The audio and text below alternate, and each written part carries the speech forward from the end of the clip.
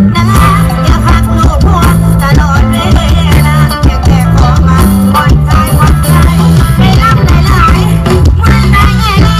มันมีทางแก้ออกคือสุขสารเดียวก็จับเป็ดใจคอยออกมาการสมหัวเผื่อนำกัน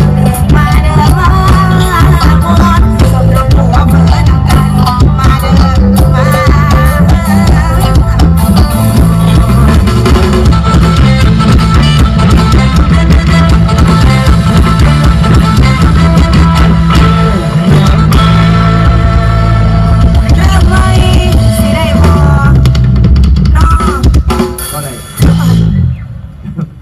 เริ่มไม่พอได้